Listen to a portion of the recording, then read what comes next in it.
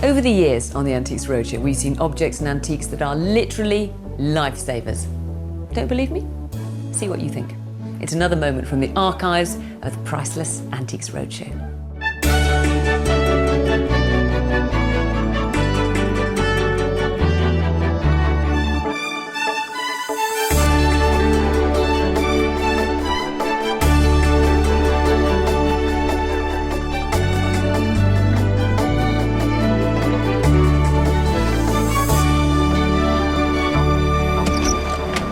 Hello again. Yes, we've been busy in the vaults, dusting down timeless classics from the past 30 years of the Antiques Roadshow.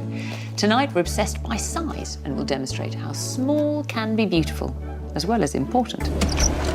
I don't really know what to say to you. I can just tell you that this is a very small, almost radioactive piece of British history, one that's terribly, terribly exciting for me to find. We find out how a little bowl sustained a life and still resonates with the most powerful story.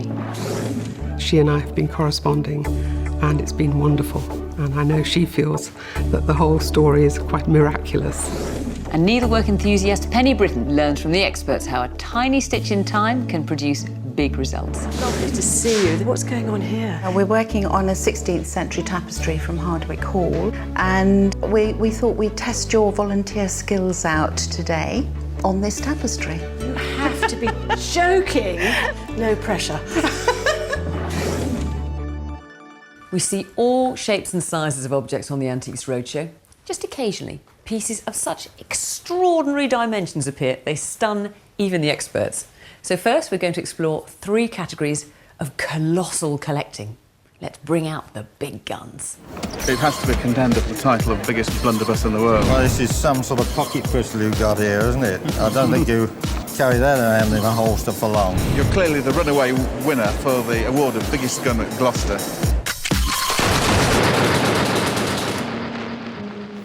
It's a ginormous thing. At first glance, this isn't of the same calibre, but it made a big impression on arms expert Roy Butler. I was 5 and he was 6. This is the largest flintlock duck's foot pistol I've ever seen. And I've seen many over the last 50 years. Ship's swivel blunderbuss. And Bill Harriman was equally excited when this enormous blunderbuss came to light at Fountains Abbey. And it has to be condemned of the title of biggest blunderbuss in the world, and you'd expect that sort of thing. But there's no doubt who the real winner in this category is. Graham Lay, with this impressive and historically important cannon. Thank goodness we didn't have to move it anywhere, because it belonged to the owners of the location, Prideaux Place. I can always remember whenever we went out anywhere, my parents would always take us somewhere for some reason where there was a cannon. And I've got a photograph of me when I was 5 or 6, sitting on the end of what I thought at the time was an enormous cannon at Carisbrooke Castle on the Isle of Wight. I don't know whether my early days has sort of influenced my later collecting, but I love cannons. I adore them. And in fact, my wife one Christmas gave me a little Georgian cannon, and she said to me, size isn't important. Well, when I looked at that cannon at Prideaux Place, size was very important because it needed to project a cannonball a long way over the sea. This is a great gun. Where did you find it? When I was about 5 years old, the cannon was discovered in the garden. And it was up at the end of the Green Walk. And during the war, the garden had become completely overgrown. This is here, is it? This is here. The gun originally was defending the estuary in Padstow. Right. Was moved here latter half of the 19th century, I suppose. And age 5, finding Henry VIII's cannon was quite something. I think this is quite early. I think probably this dates in the 1540s.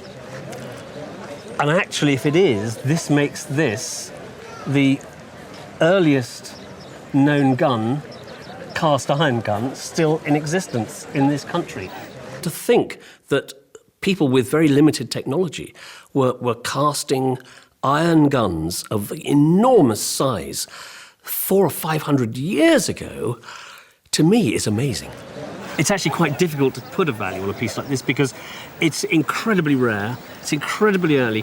I think it's probably worth between 25 and 35,000 pounds. Wow. So Graham steals the show for guns. You may think glass too delicate to make in big pieces, but we've seen some magnificent specimens. John Sandon was impressed by this outsized decanter brought into Bexhill-on-Sea. Do you know how much it holds? 4 bottles of sherry or whatever. And Lars Tharp definitely thought he was a contender for the title with this huge glass pipe. But this is the biggest pipe I've ever seen. And when would they have made that? Somewhere around the middle of the 19th century. But they were both small fry in comparison with the outright winner in the glass category. And although we only had a fragment of it on the roadshow, this piece was evidence of a phenomenal work of technical achievement. Well, according to this, I'm looking at a piece of the largest plate glass window in the world, exhibited at the Festival of Britain in 1951. Pilkington, for the Festival of Britain, made what they called the largest plate glass window in the world. What was known in-house, I believe, as the Big Glass. That's how they talked about the project. It was made in St Helens and taken to the Festival of Britain to be installed as a large shop window to show that Pilkington could do things that other glass companies couldn't. The Festival of Britain served a dual purpose. 1951 was the exact centenary of the Great Exhibition. And we were returning a century on from the Great Exhibition to try to relaunch Britain after the damage of the war. Phoenix from the ashes, almost literally the ashes of the Blitz, and so that was an artistic and industrial celebration of Britain at the time. Well, when we say it's the largest plate glass, I presume this is it, this colossal strip of glass here. It was 50 feet long. And by about 8 feet high, I 50 foot by 8 feet. What are we seeing here? Well, this is after the exhibition. The glass was taken down and laid on some kind of table, and my grandfather, who had nursed it through the whole project, felt that he ought to be the one who cut it up at the end. So that's a picture of him actually slicing it into manageable pieces. The thing that I really loved about that was the contradiction between the vastness of this huge piece of glass dwarfing Grandpa with his fag in his mouth. And there's a real story about the roadshow story being better than the object, because the object was worth, what, 100 quid, possibly? You know, that was its sort of value. What's the value of the story? Absolutely priceless. Now, the great British tradition of tea drinking has been around for hundreds of years. Tea for two and two. But most teapots are of modest dimension, unlike these giants seen at roadshows. For me alone. David Batty was impressed to find this one in Newport. You collect miniatures, dear? Yes, I do. Well, these were never made for use, No. so I shouldn't think he's ever seen tea. Yes, it does. It has? It has, yes. What, you've had tea in this? No. Well, my grandmother, when she lived in Kidwelly, they used it in the street parties. No. Yes, yeah. How extraordinary. Came What from a Kidwelly, wonderful idea.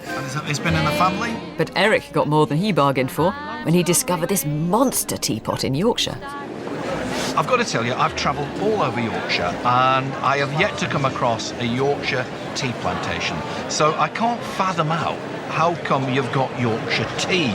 But one thing's for certain, you like your teapots big. It was huge.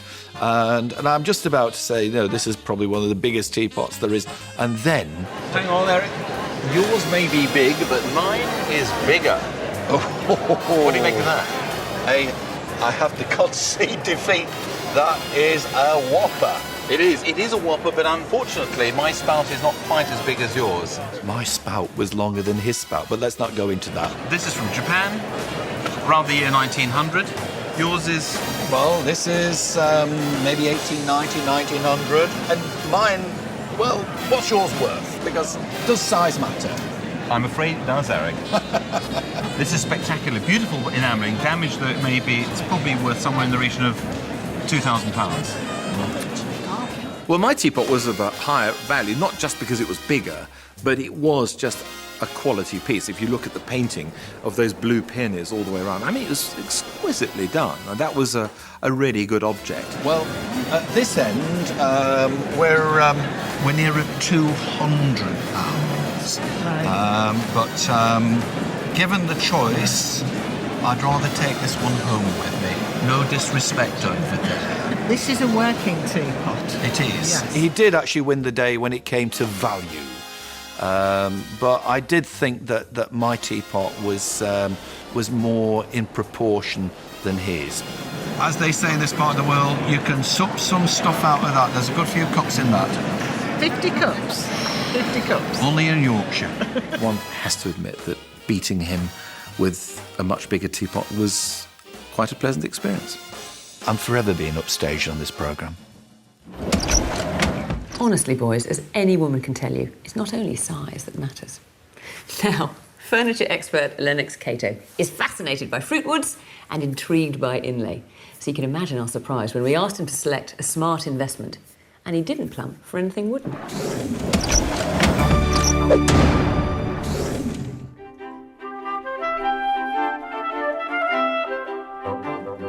If you want something to collect, I would go for doorstops. They can't really get broken. They're fun, and there's so many different kinds to collect.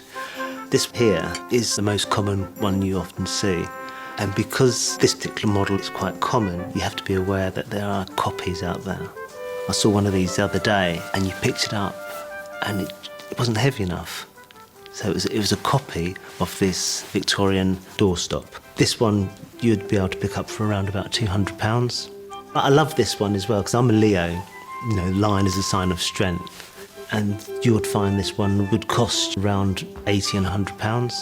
The most inexpensive one would be this one. This is cast iron. Again, Victorian, made around about 1840, 1850. I like the design of this because it's relatively simple and with this huge kind of anthinium at the top there. And you could pick one of those up for £40 or £50. With these, they will appreciate because they're good quality. When you see copies, don't just dismiss them. Just buy the antique ones. Buy the best. And not a piece of wood in sight. Now, most of our experts on the Antiques Roadshow will tell you that although they know an awful lot about their specialist subject, they never stop learning. Today, Penny Brittain is taking her love of needlework, embroidery and tapestries a step further and going back to school to become an apprentice of textile conservation.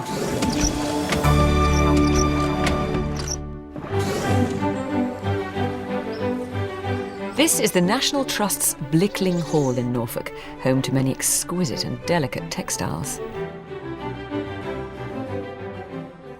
If you're lucky enough to go into a house that has collected the textiles through the centuries, it tells you so much about who they were, what they were doing, why they were doing it. Textiles, of course, were an indicator of wealth and status. You had to be rich, very rich, to be able to afford these fantastic velvets, brocades, embroidered silks and things. They added colour, fantastic colour in what would have been dark, candlelit rooms. They added comfort and warmth because it kept out the drafts, particularly around the bed. So you had these fantastic bed hangings and covers for the beds. And of course, also, it gave sort of gaiety to the day.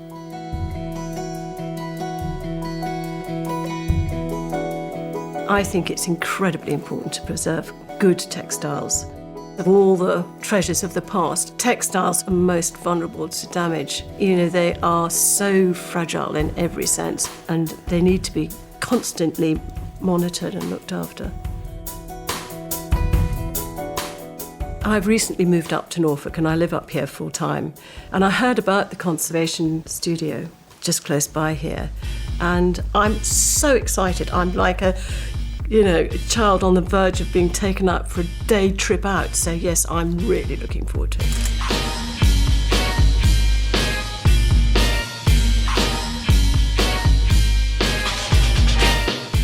I started off my career as a porcelain restorer, and I just thought it'd be really interesting to go and see what was going on there. Manager Ksenia Marco has offered to show Penny the ropes. Ksenia, it's lovely to see you. What's going on here? We're working on a 16th century tapestry from Hardwick Hall.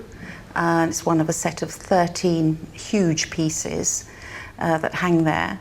And We thought we'd test your volunteer skills out today on this tapestry. You have to be joking. First of all, you have to do some stitch exercises, so we won't let you loose straight away. No pressure. Penny's background has given her the chance to join this highly skilled team today, where all the staff have spent years learning specialist techniques required to conserve old textiles. Everybody who starts textile conservation has to practice their stitching. Okay. So this sample, you have to imagine that the linen is your support fabric behind your tapestry, and this area is simulating the hole in the tapestry. Right, yep. And you're going to use these yarns to introduce the missing weft. Shall I start you off? That would be incredibly helpful because I'm extremely nervous. Okay. I'm going to have to watch really carefully. And you're going to come up at the side of your first warp, right, and you go over and you make a double stitch, and that's your casting on. So that's That's nice and secure. Yep. Yeah. And then you're going to come over the next warp, and so forth. If you try and do a slightly longer stitch over the warp. I can imagine when you're doing this, you know, over a long period of time, you could get into a real rhythm. It's so soothing. It's absolutely compelling. You have to use your hands independently to stitch with a good pace. I've got to try harder in that case. I'm cheating here because I'm letting my right hand do all the work. A large tapestry can take over 1,000 hours, so you have to build up your pace of work. And otherwise you would be sitting at the frame for a long time. You need to practice really with your left hand perhaps on the top. Ah, look. Now, how does that feel? Miles better. Look. That's better. Look, I'm feeling more fluid here.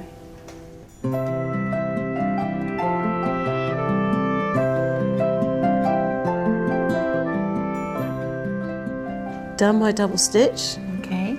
I've finished. It's like climbing to the top of Mount Everest. Well done. I am so proud of myself. It's not bad. Actually, that's jolly good. Look how straight that is on the grain of the fabric. Wow! I'll give you a B+. B+, champion student. Not bad at all, actually. Fresh from her triumph, Penny has put to work on the tapestry, under the watchful eye of textile conservator Philippa Sanders. Well, I thought the other one was going to be impossibly difficult, but I don't know how I'm even going to begin. It just feels like such a responsibility even to put my needle in here, let alone do anything else. I mean, there are so many different things to think about. Penny, here we've got a photo of the tapestry before it's had its conservation process started, and this is before cleaning. And you can see how dirty it was and how difficult to read the picture. The conservation process can remove all this soiling and give the viewer an idea of what the tapestries would once have looked like. This subtle colouring, of course, is actually faded, and that's an irreversible process. But this is the reverse, and you can see what really lovely strong colours we've got there. Wow! So the sky up here, which looks it's pink, very pale, is pink, exactly. My goodness, can you imagine? I mean, they would have been totally dazzling, wouldn't they? When it was hanging with all its bright colours, would have been the cinema of its day. Yeah. And that's what we forget, isn't it? That the houses were incredibly vivid and bright and colourful. Bordering on gaudy. Yes, I mean, in our instances. terms, we might have not thought it was very subtle. I mean, I'm just finding this so fascinating, the whole, that I'm actually working on something that was worked on so many hundreds of years ago. I would like to think that my line of stitching here will be rehung with the tapestry for posterity. That is a very, very nice legacy. Well, Penny, I think we can safely say that can be left in. Well, I've loved it. I've absolutely loved it. Good.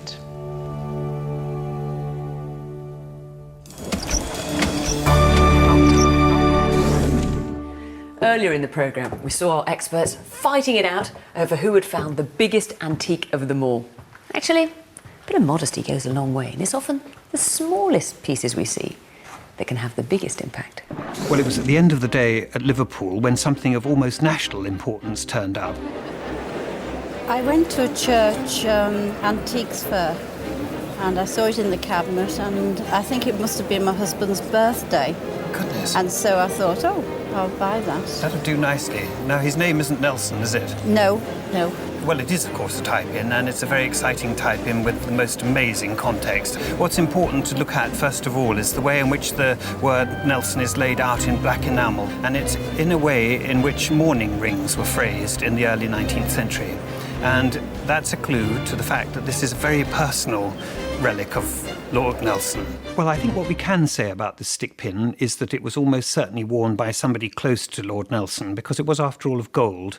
And I don't suppose there was much provision made to make gold ornaments for everybody. And it's possible that that person went to the state funeral and came away, and that later on was given this memorial stick pin in the form of an anchor. And we can only guess who that person is, but we can be certain of how exciting and poignant it would have been to receive it.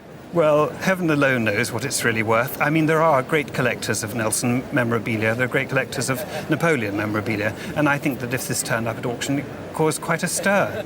And I don't really know what to say to you. I can just tell you that this is a very small, almost radioactive piece of British history, one that's terribly, terribly exciting for me to find, and I'm going to venture £4,000 to £5,000 on it. Oh, my goodness. Well, I'm just amazed. I'm thrilled. Amazed. I'm completely thrilled. I love it. Not every item has such historical resonance. But Paul Atterbury was just as thrilled to find a cabinet full of tiny treasures that told a story of great personal significance. It was left to me by my grandmother, who was of German extraction. Among the collection of tiny objects, Paul's imagination was captured when he made this special discovery. And opening here, of course, is all the secret. Her entire life enclosed in her diaries. Now, of course, I haven't read these. I'm sure you have. And I bet you can tell everything about her year by year and her attitudes and her activities. Now, maybe when one looks at a cabinet or a box full of things, the box is merely a vehicle. The cabinet is just simply there because it's where you keep these things. You know, today it could be a filing cabinet. It could be a drawer in a sideboard. That is unimportant. But what is important and exciting is opening that drawer, opening that cupboard, and it's full of tiny things. They can be minute things, but each one has a story to tell about its owner. what did you find revealing about a German person living in England in these diaries? Well, sadly, very little. I mean, the early years are written in German, and I'm afraid I don't have any German.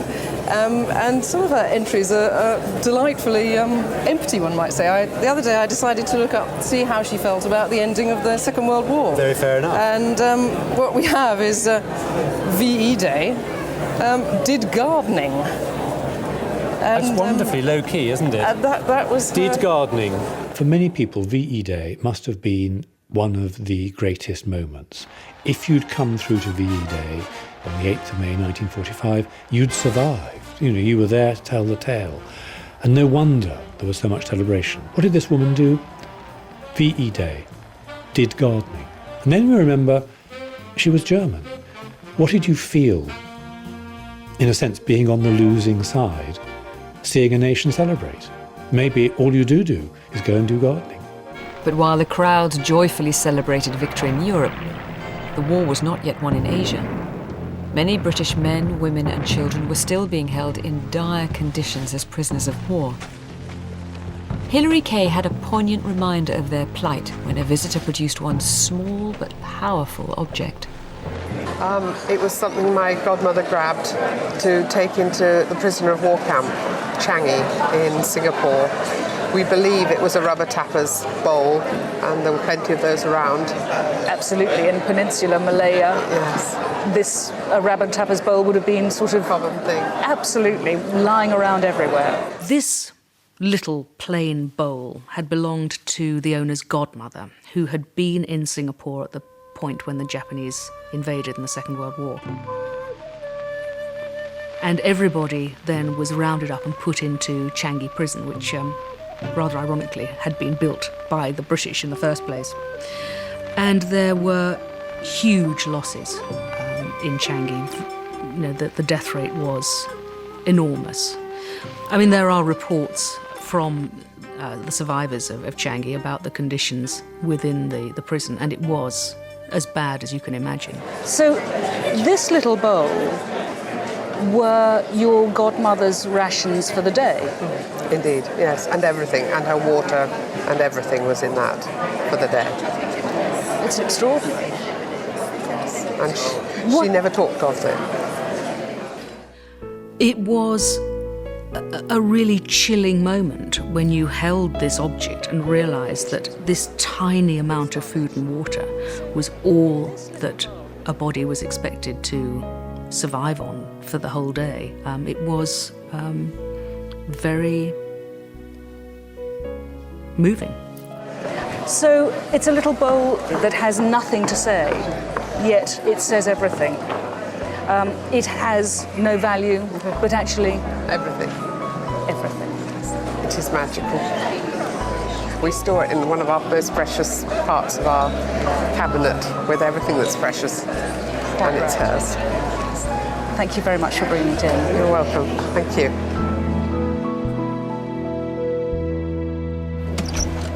But that wasn't the end of the story. After Jane and her godmother's bowl appeared on the roadshow, it seemed there was another twist to the tale. When my godmother had this little bowl, we believed it was a bowl that she'd picked up on the side of the road on her way into the prison. But back in September, I had a letter from the BBC enclosing an email from Greg Fraser in Australia, saying that his mother had been watching the Antiques Roadshow in Australia and had seen my part on the programme from Herefordshire, showing a pot from Changi. She recognised this pot as possibly having been made by her husband, Doug Fraser, who was an Australian prisoner of war in Changi. Doug saw a notice on the board in the camp asking for a potter, so he volunteered. And when he saw the commanding officer, he said, "Well, you're the only volunteer, so you're now the potter." This little bowl was the bowl that my godmother used every day for her food, her drink, for everything, and therefore I suspect it saved her life by having a bowl.